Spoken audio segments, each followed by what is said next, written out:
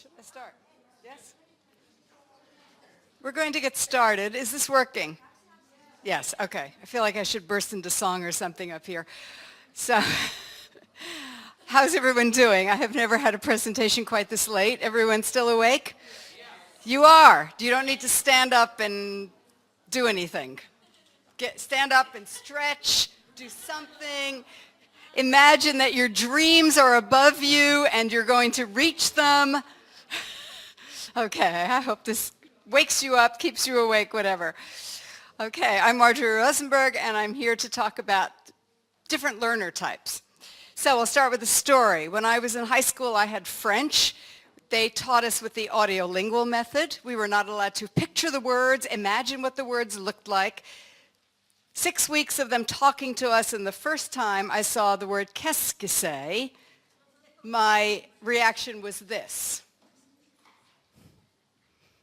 I had no idea there were different learner types. I thought I was just a complete idiot and could never learn French. I then moved to Austria, and not at a very young age. I was already over 30, and I had to learn German, which I had been told is the hardest language ever to learn. And I needed to carry a dictionary around for 2 years. I would go to bars and have my dictionary. I'd hear a word, but I needed to look it up and see it. And all of this still made no sense to me until I found out why. So what I discovered in a class was that people learn differently. Now, this is a fairly controversial subject. I'm hearing from people learning styles don't work. They're not supposed to work. We never said they work. They are just there, in my opinion. They are perceptual filters. They also help us with strategies to help us remember things. And we use different ones.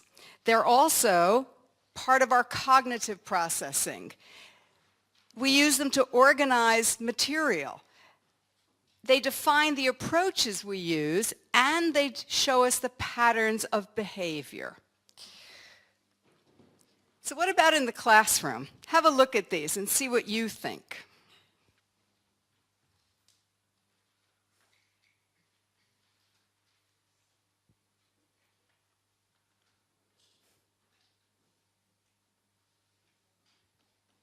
Any questions there? I'll give you an example. Teachers often teach in the way that we ourselves learn.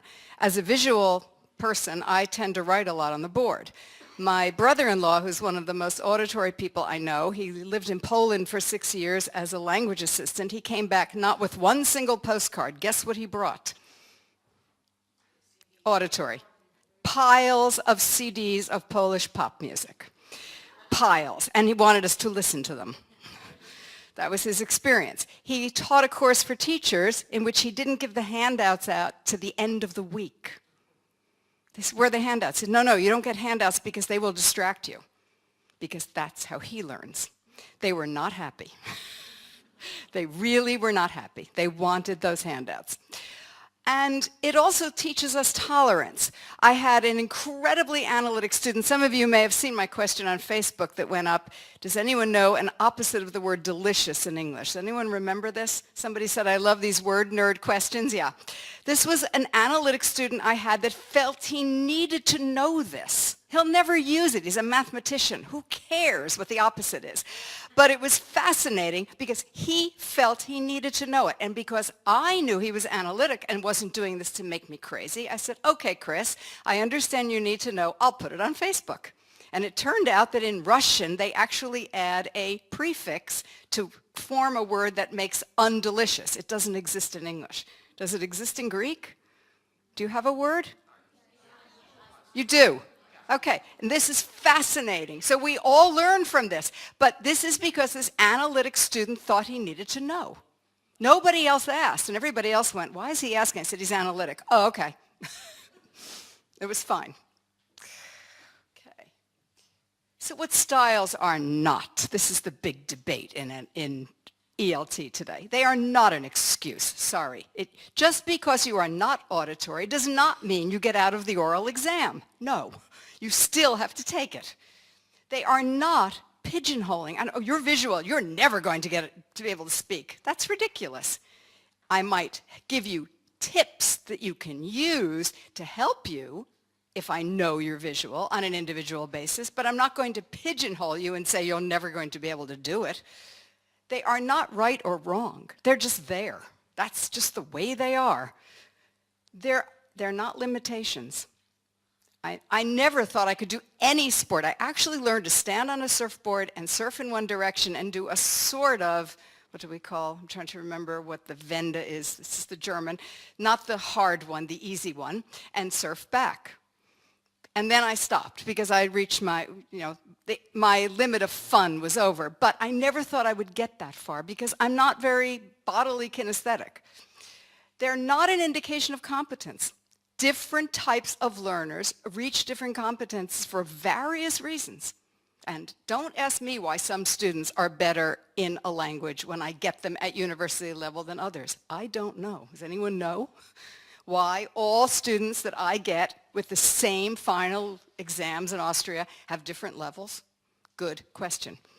And they are not judgmental. That's why Grumpy Cat is there. We are not looking at them and going, oh, that's what you are, so that's how you are. They're just facts. They're just information. So the three models I'm going to look at, and I'm trying to remember who, this was in the last session on NLP. I'm going to quote Andrew Cohen, who said, although numerous distinctions are emerging from the literature, three categories of style preferences are considered particularly relevant and useful to understanding the process of language learning: sensory perceptual, cognitive, and personally related preferences. It's 2010. So the first one is the sensory perception. This is the VAK, visual, auditory, kinesthetic. The next one is the cognitive, if you are more global or analytic. And the last one was developed by a colleague of mine called mind organization. It deals with behavioral indications that students use depending on their style. The VAK model, many of us are familiar with this. It became the multisensory approach. It's used in Montessori. If you are more visual, auditory, and in observation of adults and older teenagers, we discovered that this kinesthetic separates into the emotional and the motoric. In small children, it's mostly together, but later it's different. I teach with a colleague. She is kinesthetic motoric. When we go to a seminar, her car is filled with her golf clubs, her running shoes, and other sports equipment, and I have nothing with me. I don't even bring sneakers. What, you want me to take a walk? Okay. I'd rather sit and talk to people because I'm the kinesthetic emotional type. My boyfriend also, he's kinesthetic motoric. Our basement or cellar storage area, his skis, his parasailing equipment, his 3 or 4 surfboards, his roller skates, his ice skates. I have one pair of ice skates I brought from the United States that I wore once. That's just the way it is. But who has the friends on Facebook? Me. He's not even on. Doesn't need it. So this is the standard model. Now, the important thing to know here is when we're not stressed, does this thing work as a, yes, we have access to all of that. It's when we get stressed that we shut down to one or another. So when I'm visual, when I'm driving, I can listen to the radio, which is auditory, until, anyone know? There are 2 times that the radio goes off. Parallel parking, absolutely. No radio, drives me nuts. Or, no, that's not such a problem. Searching for an address, if I don't have a GPS. And in Austria, the signs are always somewhere behind you. And then, oh, I remember in Thessaloniki where we couldn't even read the signs. So, and no one stays in the lanes. In Thessaloniki, I think I turned the radio off completely for any driving in Thessaloniki because there were 4 lanes, but there were 6 cars next to each other. So, yeah. So, and very often we combine 2. You might be visual kinesthetic or auditory kinesthetic, and it just depends completely. So I'm going to show you an example. This is, guess the age of this student.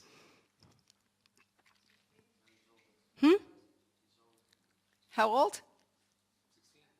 This was a university student, but for me it looked like primary school writing. This is a visual student, absolutely. Okay, the next one. This was also a visual student writing down the information from this lesson. She copied what I wrote, and then if you can see the bottom, she drew this little table, but she didn't draw the line through the letters that went down. Absolutely fascinating. Now, what do you imagine an auditory student's writing looks like? Do you think it's the same? That is auditory. And I was presenting this somewhere. They often don't take notes because they're concentrating on listening. Pete Sharma, how many of you know Pete Sharma? Blended learning, and yeah, he's very auditory. I was explaining this. He held up his page and said, look, he had 3 or 4 words written down, and the others are scribbling like mad. And now a kinesthetic learner, this is an adult. She's a school book salesperson in the United States. And the kinesthetics, first of all, Sue Norman, who did the book on NLP, we were at a seminar and someone said, how can you not write in the lines? And Sue said, how can you write in the lines? Who cares? But kinesthetics, there's 2 real indications here. One are the boxes. When something's in a box, it becomes more concrete. You can take it away. And the other thing is, anyone see it? The other thing that kinesthetics do, they're crossing out. And sometimes I make lists of things I've already done just for the pleasure of crossing them out. Anyone else do that? Am I the only crazy one? No. Okay, good. Glad to know. There's something satisfying about crossing those things out, yes. Okay, so going on. Okay, the globals see the whole picture. I had a student who asked me if I could put all the English grammar on one piece of flip chart paper. No. But the analytics think with their heads, and they want the facts. So those, like the student that wanted to know the opposite of delicious. The globals are much more emotional. And then we have what's called mind organization. Just briefly, I'm going to explain this to you. Those who perceive concretely, which means they have to touch or do things, and those who perceive abstractly with their feelings or emotions, and then how they organize them in their mind, if they are systematic or non-systematic, and then we get 4 different types. And I'll just give you examples. A power planner is Hillary Clinton.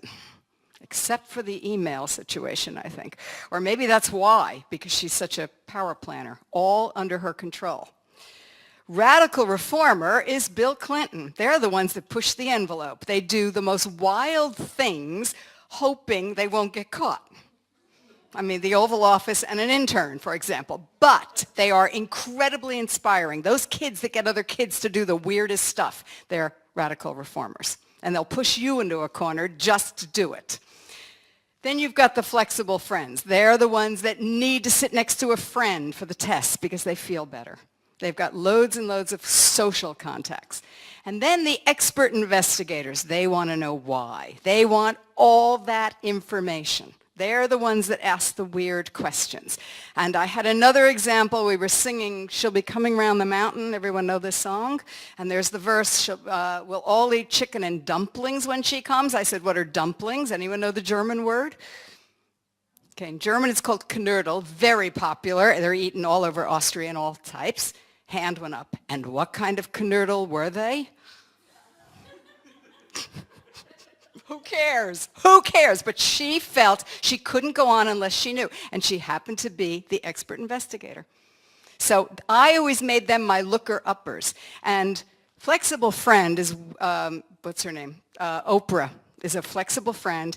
And the expert investigator, I suspect Barack Obama, to some extent, is that, which is why people say he's a little cold and not so friendly, because he's very much in his head. So if that helps with that, we're going to then go on to some examples. But the thing is that we have a complete profile. None of us have just one, like I'm visual, kinesthetic emotional, global, and I'm a flexible friend. Someone else could be visual and could be analytic and could be an expert investigator. So it changes depending on how it all is put together, which is why we're all individuals. Otherwise, how boring would the world be? If everyone thought like me, wouldn't that be boring? Yes? No? Okay. So, what makes activities appeal to the different types? Using all of these different ideas, I'm going to give you some examples. I need to check the time. So this is, I think, accepting that students learn differently and giving them that feeling of progress is absolutely vital. Okay. So, activities. This is a wonderful one. You put the learners in pairs. They look at each other, then they stand back to back, and they say what they've changed. And this is, of course, used for what? What am I practicing here? And present perfect. What have I changed? And of course, you do it over and over. So they keep saying, well, you have rolled up your sleeves, you have ... and so on, which is fine. But it's, the visuals really love it. The kinesthetics enjoy it. The auditories, a little bit. You can add another element to make it even more kinesthetic and more auditory. You put them in pairs, tell them to look at each other, then you put music on, you tell them to walk around the classroom and change something while they're walking around, and then you stop the music and they find each other again. And it's fun, and it wakes them up. So the next one I would actually like to do. I have to check the time. The next one is called The Statue. Okay, I need some people to come up to the front. This is going to be a photo op. So, volunteer. I need somebody to come here and be a statue. This is Greece. You know what statues look like. Come be a statue. Just stand there and be a statue. That's fine. Okay, I need a person to come up and add yourself to the statue. Anyone? I'm going to need 5, so people get ready. Add yourself to the statue. You can change something. Okay, excellent. Another person?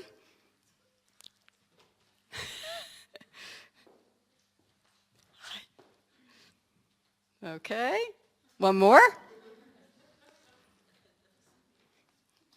Okay, one more. Somebody else. One more person. One more person. Come add yourself. And then get your cameras ready. This should go on Facebook. Okay, picture, take a picture. Got a shot? Wonderful. Okay, sit down. And I'm going to explain what happened. So, what happened? Who was the first one? It's Jake, right? Jake, what did he do?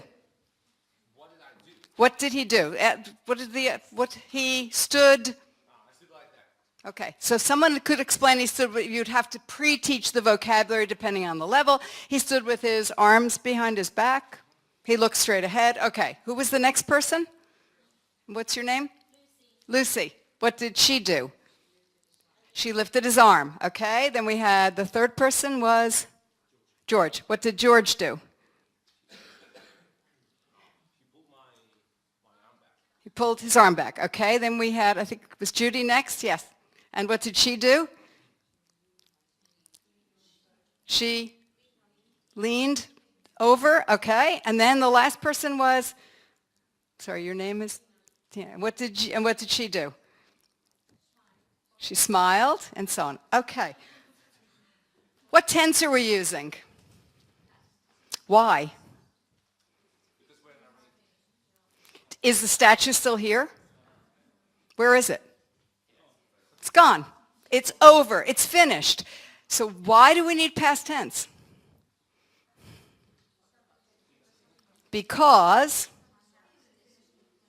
finished actions. Now, how many times do we tell our students, we use the past tense for finished actions, and they say, uh-huh. Do they? What I find that's really hard, it's not learning the grammar rules, it's getting the concept, especially if the language itself doesn't have it. German does not have a past tense. There is a past tense, but it's used only in storytelling.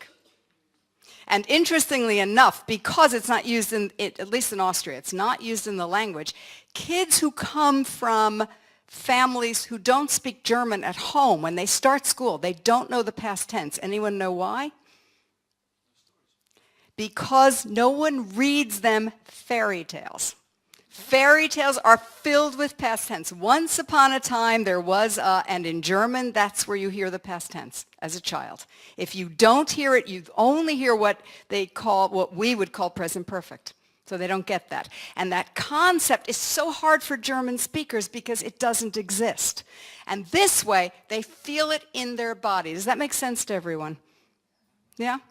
I think it's a great exercise, and especially if a group's getting tired. And then, of course, they can write it out for homework. Okay, good. We're going to go on to another one. Oops, yeah, no. Okay, this one I use a lot. I don't even know where this picture came from. This is a mix of visual, auditory, kinesthetic. They sit back to back. One sees the overhead or the PowerPoint and describes the picture to the other person who draws it. Now, the person drawing is allowed to ask questions, so they are using the auditory, but it's kinesthetic because they're drawing, and it's visual. And for the person explaining, it is visual and it's auditory. I obviously pre-teach vocabulary, especially because they don't know what a typewriter is anymore, and a swivel chair, and so on, and a fake nose. No idea what this is supposed to mean. We go through all of this. Any idea what kind of grammar comes up here? The continuous and the simple. He has a beard, not he is having. Now, with the glasses, you could say she's wearing glasses, but you'd have to explain the difference. She's wearing a fake nose. She's wearing high heels. But what else? Yeah, he has a beard, she has straight hair, and so on. So we're teaching those two, and they love it. It's fun. And then, of course, they compare at the end. Any questions about that before we go on? Okay. So this is now something for the global learners because it is so much fun. I'm not going to show this to you. Well, actually, let me think. Can I do this? You normally do it like this. You send two people out of the room and the rest come up with an idea. And you have to ask, what would you do if this happened to you? I'm going to play it so you can try it. I've got a situation in mind. Ask me questions. What would you do if this happened to you? Question. Someone ask me. What would you do if you miss your plane? No, you have to ask this question. What would you do if this happened? You have to guess what the situation is. I would go outside with an umbrella and turn it upside down. Another question? What would you do? Okay, if it happened to me, I would take a big spoon with me. And so on. You keep asking questions. And finally, does anyone have any idea? What do you think it is? It's from the film where the mad scientist creates a cloud that actually rains food. You're close. You're close. Okay. You can then say, what else would you do if this happened to you? I would afterwards go to the gym to work off the calories. And I would take a shower to get the sticky stuff off. What do you think? Close. Very close. Yes, raining ice cream. Wonderful. It's raining ice cream. So the globals love this because it's so totally bizarre. So based on the answers they get, they should guess what happened. So what would happen if it began to rain ice cream, or another one I had, if you had to come to work in your pajamas? And I used to come up with all kinds of bizarre things. And you let the group decide. So that's the global stuff. The globals are the out-of-the-box thinkers. The analytics will come up with, fairly normal stuff. But anyone have another idea of something you could use? What would you do if? No global thing, you're all too tired. I think I actually had, what would you do if I told you that next week's class was in the nude? This works with adults. With teenagers, and they came out with some great stuff. Things like I would cut the electrical line so there was no light. All kinds of things. It was really, or I'd make sure the room was warm, whatever. But it's a very global kind of thing. The next one, There's the ice cream. The yes-no hot seat. This is analytic, and I need a volunteer. Someone has to think of an activity, and the others ask questions, but you are not allowed to say yes or no. You have to find another way to say this. Can someone volunteer to do this? Or I'm going to pick someone. I'm going to ask, yes? Jake? Okay, good. Think of an activity. You are not allowed to say yes or no. Think of some activity they have to guess. So I'll start off. Do you have an activity? Don't tell me the activity. You have an activity. Okay, good. Okay, ask questions. Do you need a ball to do this? Up. Should we give him one more chance? Normally it's called the hot seat because if they do that, they have to sit down and the next one comes. So ask another question.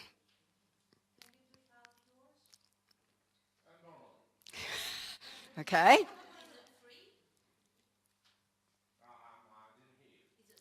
Is it free?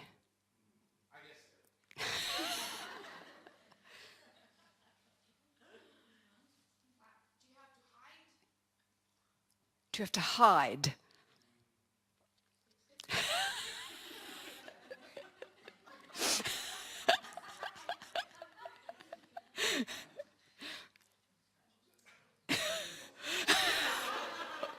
Could you see the wheel spinning there? Wow, okay. Another question?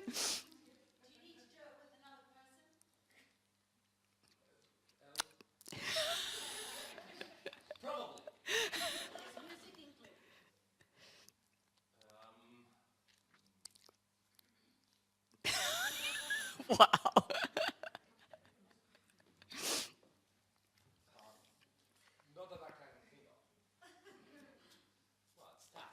Yeah, it is. Okay, do you want to tell us what it is? Well, it was coming to my presentation tomorrow. Fantastic, fantastic. Okay, what makes this analytic? I mean, what went on in your mind? You really had to think, didn't you? Yeah. You are constantly searching for different language. I mean, I've done this also with native speakers who just, it's very, very hard. And this is something that really gets them looking for other words. Anything you could imagine using this for, what kind of good preparation is this?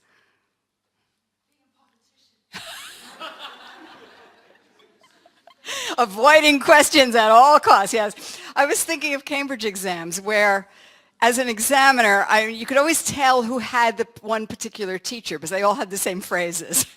Always. Well, in my opinion, and what do you think? And looking at picture number 1 and number 2, they always use the same word. I'm going to start with this picture, which I will call number 1, and then the next one. I'm going to start with this picture, and oh my God. So this gives them an idea of how to find other phrases to use on their own, and it is very analytic. Okay, moving on.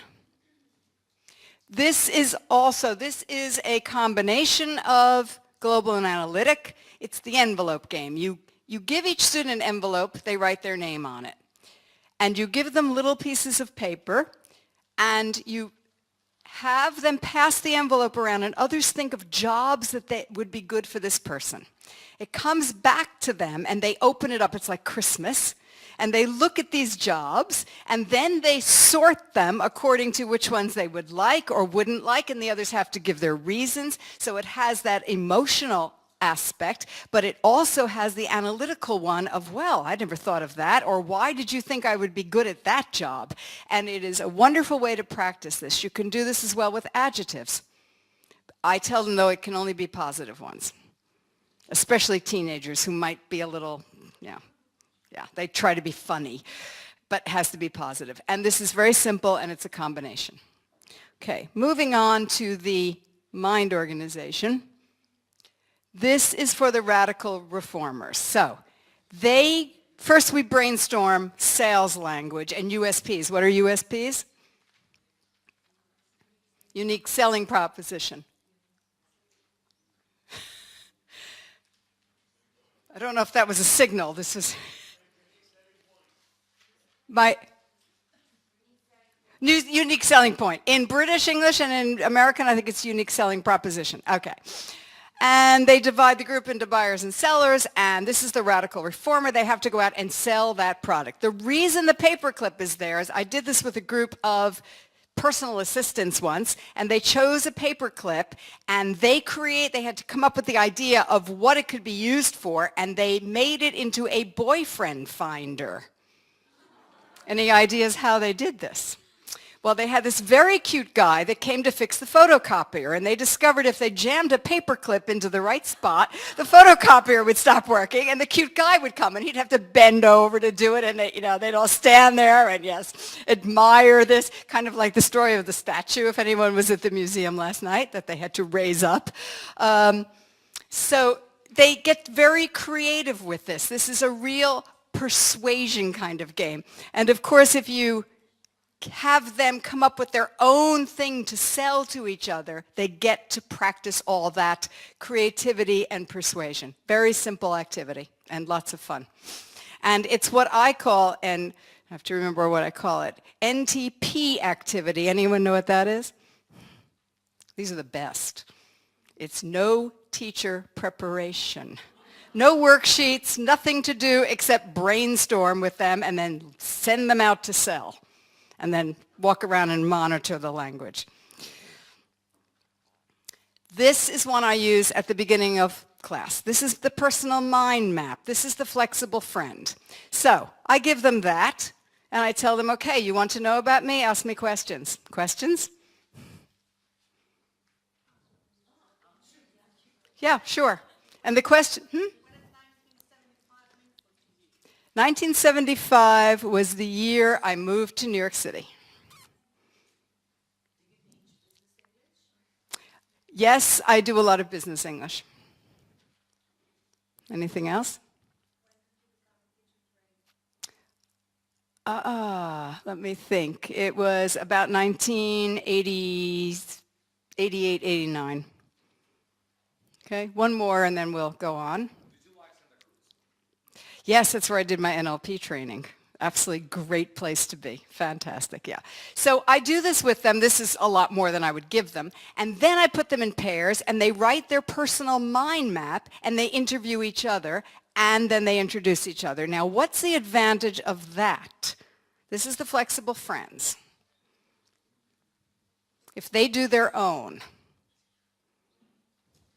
they only give information they want the partner to ask them about. If there's something they don't really want to talk about, and I have a lot of students that, this is a very, very serious thing, is if you ask certain questions. I was doing a Find Someone Who exercise from one of the standard books. It's great. And one of the questions is, did you ever save someone's life? And one of my students said yes, and it was someone who had been in the war in Bosnia as a child. Do you really want that coming up in class? If they don't want it. She did volunteer it, but here they choose what they want. So she doesn't even need to mention that, and that protects them. Very important to remember. So this is a great exercise. Also, no teacher preparation. Okay, these were the activities that we looked at. Oh, I'm actually early. You're going to have time to reflect because I wasn't sure. So we did the what have I changed, which you can do in different ways. Another way I've done this, which is really fun, is we send a couple people out of the room, and the students in the room change things in the room. And the ones that come back have to decide what was changed. And it gets wild. The first time it's sort of boring. They don't do much. By the third or fourth time, they have done the most bizarre things. I had a student jump out the window once. So when they came back, they're going, something's changed. Somebody, or they crawl under the desk, or they open an umbrella and put it in the garbage can, and they put it on somebody's seat, and they do wild things. And they have to keep figuring out what's changed. Or they change clothes. They do really crazy things, and they have fun. And again, present perfect is one of those difficult tenses. The statue we did, what would you do if? Describing a drawing, yes, no, hot seat. The envelope game, can you sell it, and the mind maps. Okay.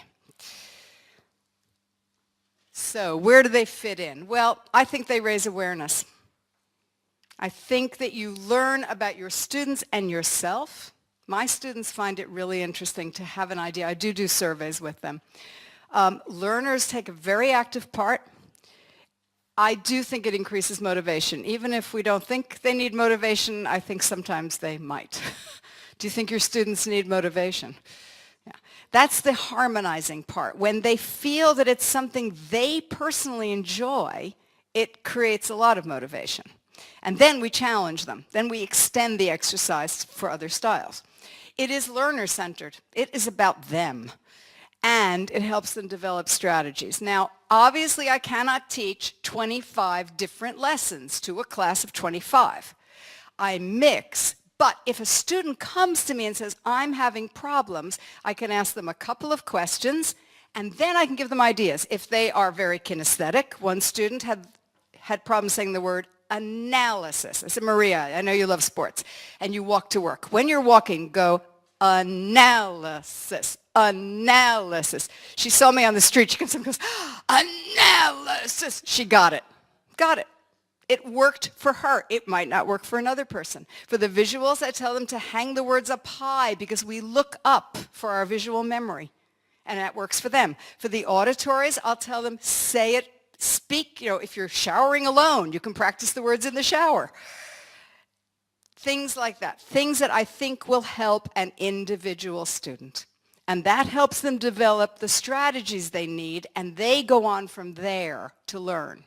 And it's very interesting to see how this helps them to come up with their own ideas, and then they come and they report to you what they've learned. Okay, we're actually going to have time for reflection.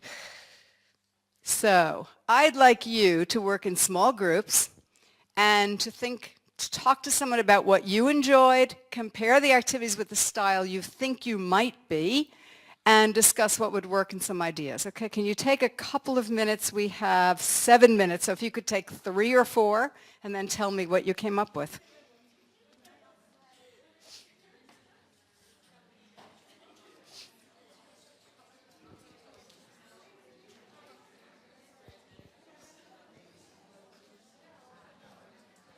I'm right on time.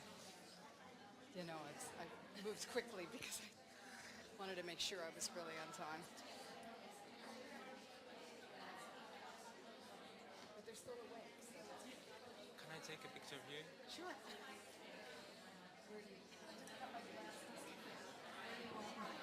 With the microphone, without? With this or? Okay. Okay. Wait a second.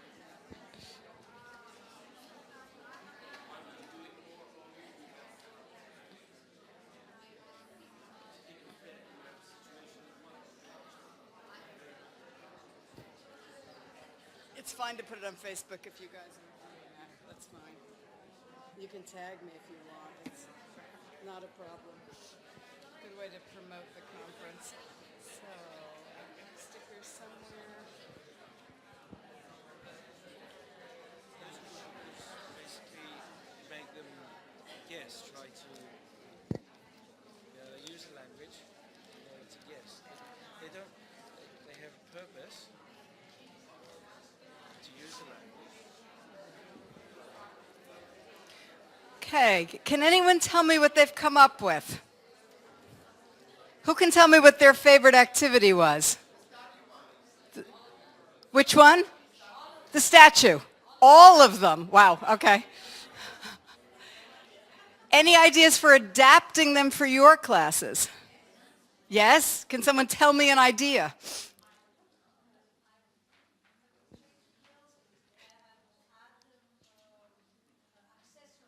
Changing accessories, yes, yes. Okay, very good. Uh-huh. Anyone else with an idea? Well, I use the selling, or I don't remember the name. I call it the marketplace. Yes. And I have half of the students pretend they're travel agents. They have a travel agency and they're supposed to sell their package to the other half. Okay, this is a travel agency, okay. And the other half can choose. They can either go there to choose for the honeymoon, or as 18-year-olds Okay, great. So they buying and selling, and they really enjoy it. Or you can do it with different vacation types, where they would go in a spa resort or in a, alternative hotels, whatever. Okay, Or I've done it with volunteer work. great. Fantastic. Okay, adding in an NLP element to the selling game, I have this in a business book. I have them go out and sell, and then they get secret information. One group matches body language as they're selling, and the other group mismatches completely. And then at the end, they have to say who they bought from and why. And if they're great salespeople, even if they're mismatching, it still works. But it's really interesting to say, I don't know, I didn't like him for some reason. And they don't really know why, but that's an added element. Okay, wonderful. I think it's fantastic. I actually would like the statue people to come up here for a minute. Statue people.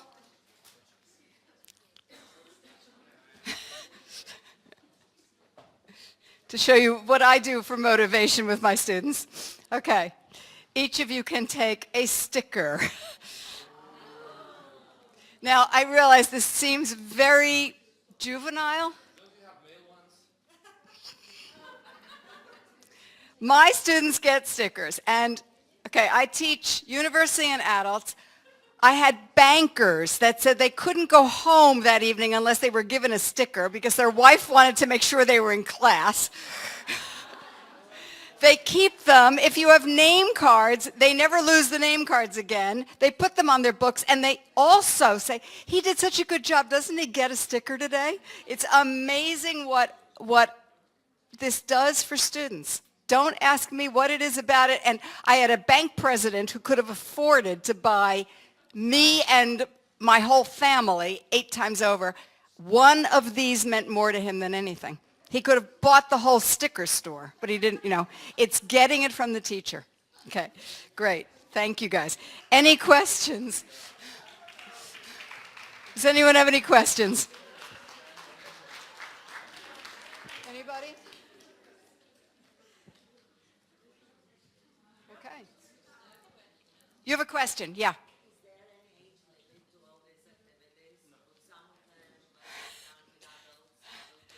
I had a group of bankers. Again, they came in the evening. They were really tired, and we got up and we sang head and shoulders, knees and toes. I think if you believe it, this is the thing. If you believe it will work, it will work. If you think it won't work, it won't work. I also played musical chairs where they had to sing the irregular verbs. This was with a group of government officials, high government officials. I did it with, a guy with white hair, I'm not kidding. They were 2 left. He picked up the chair and he carried it while he was doing it. So I don't think it matters. But you have to, if it doesn't work for you, don't do it. They feel it immediately. I do crazy things because they figure, okay, she's a little nuts, so what? But you have to be convinced that it's okay for them. And yes, it does work. I think the teenagers are probably more of a problem. They probably say, oh, that's too childish.